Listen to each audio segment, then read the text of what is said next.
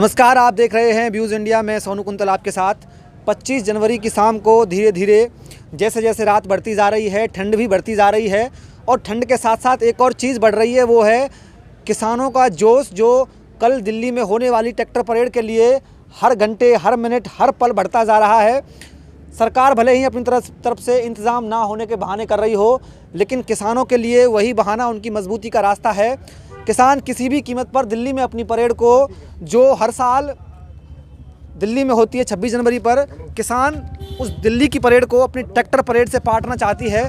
किसान पिछले लगभग 2 महीने से, अब तो वक्त भी ज़्यादा हो चुका है, आंदोलनरत हैं, सड़कों पर हैं, लेकिन जिस किसानों की आवाज़ को सोच समझकर सरकार दबाने की कोशिश कर रही थी, 2 महीने बाद वो आवाज़ अब क्रांति के रूप में निकलकर सामने आई है। उसका नतीजा ये है कि कल 26 जनवरी को जहां एक तरफ परंपरागत परेड होगी, अब देखना ये है कि किसानों की परेड को कितने लोग साझा करते हैं अपने जीवन के इस पहले अनुभव से। हमारे साथ किसान जुड़े हुए हैं, उनसे बात करेंगे कि कल की परेड के लिए किस तरह से तैयारी की है। जी रघुवंशी जी, क्या तैयारी की है कल की परेड के लिए? जी भाई साहब, हमारे युवा, जो हमारे भाई भतीजे खड़े हैं, युवा पीढ़ी, हमारा जो नारा है, युवा पीढ़ी जागेगी, सारी समस्या भागेगी, किसान शक्ति जागेगी, सारी समस्या भागेगी। तो वो समस्या हमारी जो 47 से चली आ रही है, उसके लिए हम तैयारी में हैं।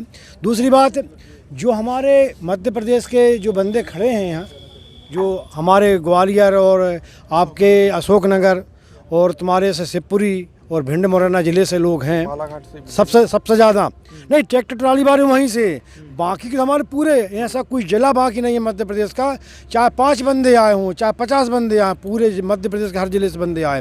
लेकिन आपके माध्यम से हम बात कहना चाहते हैं कि मुझे जो जिम्मेदारी दी है संगठन ने, मेरी जिम्मेदारी, हमारे जो युवा हैं, जो हमारे भाई खड़े हैं युवा, इनकी जिम्मेदारी है तिरंगा फहराने की, समझ रहे बात, कहाँ? दिल्ली में। और हमारी जिम्मेदारी है कि इनके साथ में, इनके सहयोग के लिए जो बाबा जी लंगरवारे हमें जो आदेश देंगे, कक्काई संगठन के राष्ट्रीय अध्यक्ष हैं, जो हमें आदेश देंगे वो हम काम करेंगे। इनके जोश हौस के लिए हमारा बलिदान पहले लगेगा। आगे समझ बात, ये ट्रैक्टर चलाएंगे और हम उसमें बैठेंगे और दिल्ली जाएंगे, झंडा फहराएंगे, जय जवान जय किसान का नारा को हम अमर करेंगे।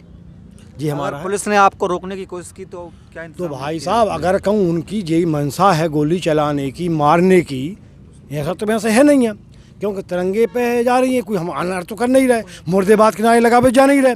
हम जय जवान जय किसान का जो नारा है 47 से लाल बहादुर शास्त्री के ज़माने का, उसके लिए जा रहे हैं। कोई उसना तो कल तो हम कोई ऐसी बात कर नहीं रहे कि किसी के मुर्देबाद के नारे लगाएं या किसी के गलत शब्द प्रयोग करें। जय जवान जय किसान का नारा रहेगा और हमारे राष्ट्रीय गीत चलेंगे, और हमारे जो युवा हैं जो किसानों के नारे वो नारे लगाएंगे। किसी हम अन्य किसी नेता के नाम के लिए तो मुर्दाबाद के नारे लगाएंगे नहीं कल। ये हमारा ऐसी किसी का विरोध नहीं करेंगे, हक के लिए जा रहे हैं, अपने हक के लिए जा रहे हैं। और हमारे जो भाई हैं, भाई साहब हैं, आप इनसे भी बात करो नहीं, और हमारे जो जिनकी ताकत हमारे साथ में है यहाँ युवाओं की, उनसे बात भी करो नहीं। तो जैसे अपने घर में बात होती होगी, आप इतने लंबे समय से यहाँ टिके हुए हैं, घर से दूर, टीवी पर परेड देखते थे, घर बात होती है कि वहाँ से कैसा रिस्पांस मिल रहा है कि इस बार कौन सी परेड देखेंगे? जी भाई साहब, मैं इसको आपको पहले स्तर से ले जाना चाहता हूँ मैं, कि जो हमारे जो मीडिया के कर्मियों ने और कुछ बीजेपी के लोगों ने, गोदी मीडिया ने, जो हमारे को एक मैसेज दिया है पूरे हिंदुस्तान के लोगों को, किसान खालिस्तानी हैं, किसान पाकिस्तानी हैं, किसान देशद्रोही हैं, उनको हम बताना चाहते हैं कि हम भी देश से प्रेम करते हैं और देश के लिए मरने मिटने के लिए तैयार रहते हैं। 90% जो कुर्बानियाँ दी गई हैं हिंदुस्तान के लिए, वो किसान के बेटों ने दी है और किसान के घरों से आती हैं। ये किसी राजनेताओं और ये मीडिया वालों की नहीं है, जो गोदी मीडिया यहाँ पे बनाई बैठी है और जो लोगों को बकवास कर रही है। पहली बात तो मैं ये समझाना चाहता हूँ कि हिंदुस्तान को हम बताएंगे कि हम भी बहुत ज़्यादा अनुशासित, संयम और धैर्य तरीके से, हमारा ये पर्व है गणतंत्र पर्व, इस पर्व को हम मनाने के लिए जा रहे हैं और इसको बहुत ही जोश और उल्लास के साथ और साथ में बिल्कुल अनुशासित रहते हुए इस परेड को हम मनाएंगे और पूरे भारतवासियों को हम बताएंगे कि हम भाई ये देश प्रेमी हैं, कि हम देश प्रेमी हैं। हमारा तात्पर्य ये है रैली निकालने का। ट्रैक्टर चलेंगे रोड पर, तो अव्यवस्था बहुत फैल सकती है। सरकार का सोचना ये है कि अगर दिल्ली में एंट्री दी गई तो हो सकता है दिल्ली की सड़कों पर बैठ जाएं, अभी बॉर्डरों पर बैठे हैं। भाई इसको हम तो सीधा सीधा सरकार को जिम्मेदार मानते हैं। उसका कारण ये है कि हम तो हमारे घर पे खुशी खुशी हम तो गणतंत्र दिवस हर साल मनाते हैं, लेकिन हमारे सामने विषम परिस्थितियां इस तरीके की खड़ी कर दी गई हैं कि हमारे को यहाँ पे हम बैठे हैं हमारे धरने के लिए, हमारी मांगों के लिए। ये तो भाई सरकार को सोचना चाहिए था। वो अगर गणतंत्र पहले से हमारे को फ्री कर देते हो, हमारे घर मनाते हम। अब हम यहाँ से कहाँ जाएँ, दिल्ली में बैठे तो दिल्ली में ही गणतंत्र दिवस मनाएंगे ना। इसके लिए अगर कुछ व्यक्तियों को हमारे वजह से दिक्कत आएगी तो उसके लिए भी हम बिल्कुल साथ में लेके जाएंगे। एम्बुलेंस वगैरह का पूरा ध्यान रखा जाएगा। हमारे को आम नागरिकों को हमारे परेशान करने की कोई ना हमारी सोच है और ना ही हम करना चाहेंगे। घर से हौसला अफजाई के लिए कुछ संदेश मिल रहे हैं बच्चों के, महिलाओं के, माता बहनों के? बहुत मिल रहे हैं। हर व्यापारी, हर मजदूर जो भी है ना इससे जुड़ा हुआ है ना, वो बेरोजगार हो गए हैं। कृषि जो हमारी जो मध्य प्रदेश से आते हैं, 200-300 मंडियाँ थी, उसमें से 50 मंडियाँ ख़त्म हो चुकी हैं। वो जो 2% वो टैक्स लगता था, 50% रह गया। अब उससे जो कर्मचारी जुड़े थे, जो मजदूर और जो लोग जुड़े थे, वो बेरोजगार हो गए बेचारे। और वो मंडी व्यवस्था में कंपटीशन चलता था। वो कंपटीशन के वजह से जो मंडी, मध्य प्रदेश की मंडी सबसे अच्छी मंडी बन जाती है, जैसे हरियाणा की, पंजाब की, वो मंडियों को भी हमारे जो मुख्यमंत्री जी ने उसको जो टैक्स 2% की जगह 50% कर दिया। अब वो 50 मंडियाँ ही ख़त्म हो गई कम कोरोना के बाद में जो खरीदी हुई है, उससे वजह से बेरोजगार हो गए। और हर किसान यही चाहता है कि जो मंडी ना हो, बाहर कॉन्ट्रैक्ट खेती हमें नहीं करना। और ऑटोमेटिक मंडियाँ सोचता जियो जैसी ख़त्म हो जाएंगी। जैसे जियो ख़त्म हो गई, जियो ने ख़त्म कर दिया BSNL को, ऐसे ही किसानों की मंडी जो MSP APRB एक्ट है ना, APMC एक्ट, वो सोचता ही ख़त्म हो जाएगा। तो उन लोगों का अंडानी अंबानी का दबदबा रह जाएगा। जो एक मैं बात और कहना चाहता हूँ, रोटी, कपड़ा और मकान अति आवश्यक चीज़ें हैं। इस पे कपड़ा और मकान पे तो मीडिया बहुत चिल्लाती है, कभी नहीं चिल्लाती कि ये महंगा हो गया। और रोटी जब महंगी हो जाती खाद्यान्न की चीज़ों पे, तो मीडिया वाले 24 घंटे चिल्लाते हैं, खाना तक नहीं खाते। कई नेता लोग हैं ना, उठा के वो उसमें माला पहन लेते हैं, तो कहते हैं खाद्यान्न कितना महंगा हो गया। क्यों हो गया महंगा भाई? तुम रोटी के पीछे क्यों पड़े हो? रोटी किससे जुड़ी है? 60-80% किसानों से। मजदूर भी खाता है, सब खाते हैं रोटी। उस पर मीडिया कभी भी बात नहीं करती। खाद्यान्न महंगा हो गया, आयात कर लेती है सरकार। अधिकतर मीडिया नहीं उठाती। अगर मीडिया अच्छी कवरेज करे ना, तो बहुत जल्दी कवरेज होगा। और जो रोटी, जो महंगी खाद्यान्न महंगे होते हैं ना, उससे किसानों को 80% को फायदा होगा, तो पूरे देश को फायदा होगा। सरकार 1-2 साल तक के लिए कानूनों को स्थगित करने की बात कह चुकी है। उसके बाद भी किसान ट्रैक्टर रैली के लिए क्यों अड़िग थे?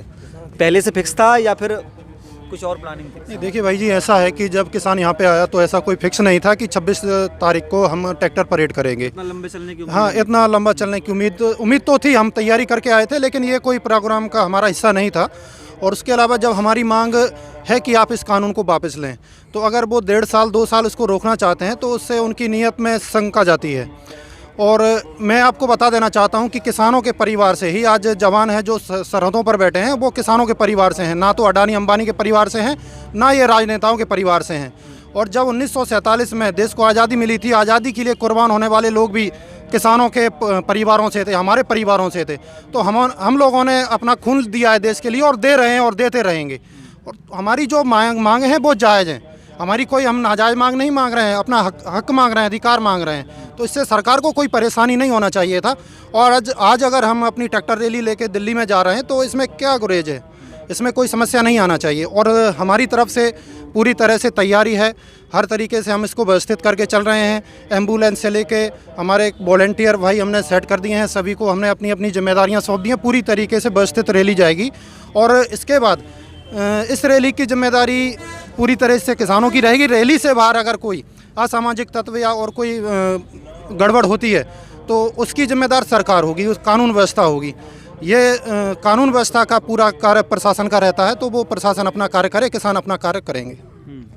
किसान अपना कार्य करेंगे, ट्रैक्टर रैली निकालेंगे। उसके बाद कोई जी बोलना चाहते हैं? भैया, मैं बालाघाट ज़िले से संजीव बिसेल बोल रहा हूँ। हमारा कहना यह है कि जितना भी हमको तकलीफ इस बात से है कि हमारी जो खेती है और ये जो तीनों कानून जो हैं, इसका विरोध इसलिए कर रहे हैं कि और जो विश्वास की जो कमी आई है किसानों ने की बात यहाँ आती है कि जैसे कि BSNL कंपनी था, आज हमको ये पता लगा कि जो हमारी खरीदी किसानों खरीदी FCI करती है, वो सन 14 में करीब 99,000 करोड़ रुपए के कर्जे में थी।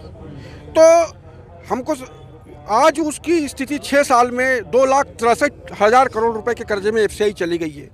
ये जो हमारे गवर्नमेंट खरीदी करती है और ये जो माल एफसीआई जाता है और इससे हमारा जो पीडीएफ सिस्टम जो गरीबों में अनाज बढ़ता है, तो इसमें जो सुविधाएं जो आज के समय में है, गवर्नमेंट इसी स्तर को अच्छा सुधार ले, किसानों से खरीदी कर ले।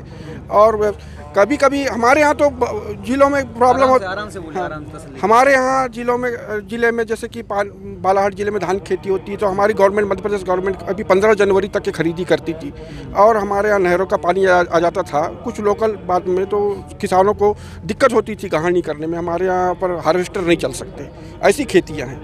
तो सभी लोग इस तकलीफ में थे कि भाई 15 जनवरी को धान देनी है, हमारे को गवर्नमेंट को देनी है। और हमारे साथ में तो हम गवर्नमेंट से भी, मध्य प्रदेश गवर्नमेंट से भी इसके थ्रू ये मांग करना चाहते हैं कि आप थोड़ी सी हमारे 15 शिवरात्रि तक जैसे हमारे होता है फरवरी तक के 1 महीने के लिए हमारी खरीदी को बढ़ा दें वहाँ पर, तो हमारे को गहानी करने में और जो सरकार को फसल देने में सुविधा होगी, ऐसा करना है। और हमारे सभी किसान लोग, बालाघाट जिले में भी ट्रैक्टर रैली निकाल रही है तीनों कानूनों के खिलाफ, बालाघाट जिले में भी निकल रही है और हमारे तहसील प्लेस वाराणसी में भी निकल रही है। हम लोग वहाँ से आए भी हैं यहाँ पर, और हम सभी किसान लोग वहाँ से आकर के सब भाई लोग कि हम सब पूरे लोग एक हैं, पूरे मध्य प्रदेश के लोग, पूरे देश के लोग साथ हम जुड़ना चाहते हैं और इस मांग को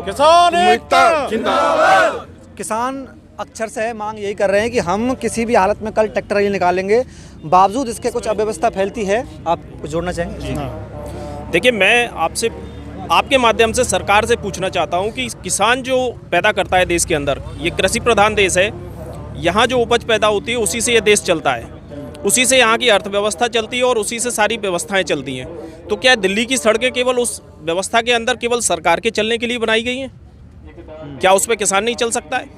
या ट्रैक्टर कोई ऐसी चीज़ है जो है अवैधानिक चीज़ है जो कि किसान लेकर के आ रहा है ट्रैक्टर? ये सरकार को जवाब देना चाहिए। किसान से नहीं पूछना चाहिए कि आपके जाने से, ट्रैक्टर लेकर के दिल्ली के अंदर जाने से अव्यवस्था फैलेगी। ये सरकार से पूछना चाहिए कि सरकार के अकेले चलने के लिए ये सड़कें हैं क्या? दूसरी चीज़ मैं आपको बताना चाहूँगा कि हमारे यहाँ हम BSNL का और बहुत सारी चीज़ों का काफ़ी सारे उदाहरण हमारे सामने हैं। अभी लेटेस्ट में अशोकनगर MP से हूँ। मेरे यहाँ पे एक CNG लाइन आ रही है, कोई प्राइवेट, किसी मुद्दों पे बात करें ना, मैं उसी मुद्दे पे ही बात कर रहा हूँ। प्राइवेटाइजेशन जो हो रहा है मंडियों का, उसको लेके ही आपसे बात कर रहा हूँ। गैस की जो लाइन आ रही है, CNG लाइन जो आ रही है, उसको लेकर मेरे दरवाजे एक एग्जीक्यूटिव आता है इनका, वो आकर के मुझे बहुत अच्छा ऑफर करता है 199 रुपये प्रति माह का।